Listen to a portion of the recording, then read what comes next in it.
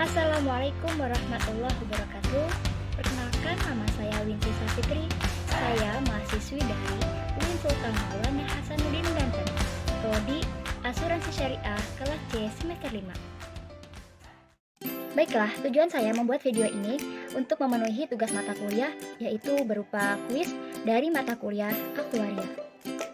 Oke, langsung aja kita ke soal kuis yang pertama, yaitu sebutkan undang-undang tentang perasuransian dan jelaskan pengertian dari asuransi. Saya akan menjawabnya. Undang-undang tentang perasuransian tertulis pada Undang-Undang Republik Indonesia Nomor 40 Tahun 2014 tentang perasuransian. Jadi, semua aspek atau ketentuan tentang perasuransian itu tertera pada Undang-Undang Nomor 40 Tahun 2014. Dan pengertian asuransi sendiri adalah suatu bisnis atau perjanjian antara pihak penanggung yaitu perusahaan asuransi dengan pihak tertanggung yaitu nasabah, yang dimana asuransi sendiri menawarkan solusi untuk sebuah resiko. Resiko yang terjadi adalah ketika kita hidup terlalu lama, yang kedua ketika kita meninggal terlalu cepat, dan yang ketiga ketika sakit, dan yang terakhir ketika kecelakaan. Soal kuis kedua yaitu jelaskan mengenai asuransi umum, sebutkan dan jelaskan macam-macam jenis-jenis asuransi umum. Asuransi umum adalah asuransi yang memberikan manfaat berupa ganti rugi kepada tertanggung jika terjadi kerusakan, kehilangan, ataupun kerugian pada harta benda. Jenis-jenis asuransi umum itu ada 8, yaitu pertama asuransi harta benda.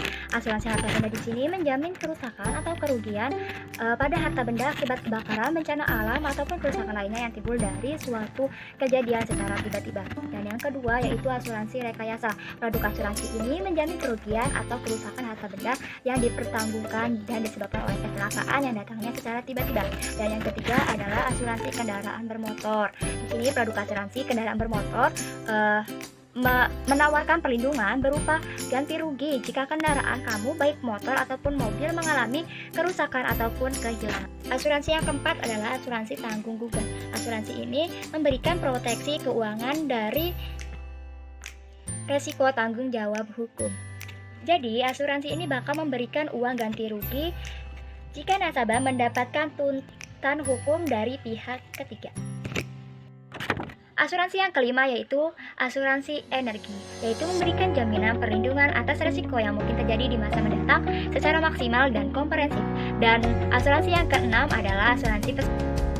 Asuransi pesawat ini memberikan jaminan ganti rugi atas terjadinya risiko kerugian yang timbul dari kecelakaan yang terjadi selama periode asuransi berlangsung. Asuransi yang ketujuh adalah asuransi kredit dan pinjaman.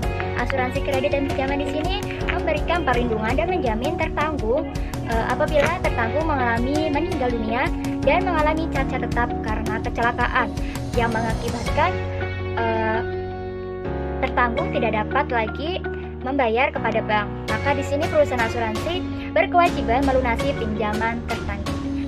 Asuransi ke-8 adalah asuransi aneka, yaitu memberikan jaminan atas kehilangan uang tertanggung selama disimpan di dalam berangkas, lemari besi, atau tempat penyimpanan uang lainnya, selama dalam pengiriman dari suatu tempat ke tempat lain, ataupun karena disimpan di kasir atau loket-loket di mana transaksi dilakukan, serta menjamin hilangnya uang tertanggung akibat ketidakjujuran karyawan. Telah kita ketahui bersama bahwa asuransi syariah di Indonesia ini belum berkembang sangat pesat. Apa sih yang menjadi kendala bagi asuransi syariah?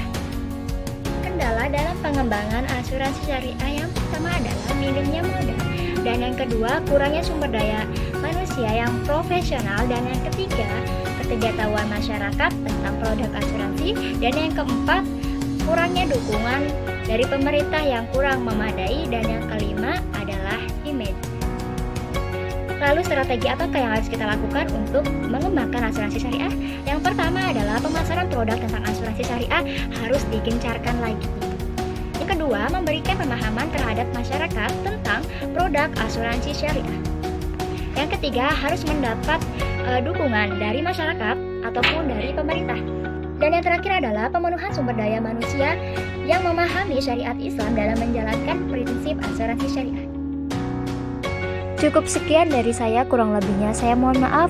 Wabillahi taufiq wal hidayah. Wassalamualaikum warahmatullahi wabarakatuh.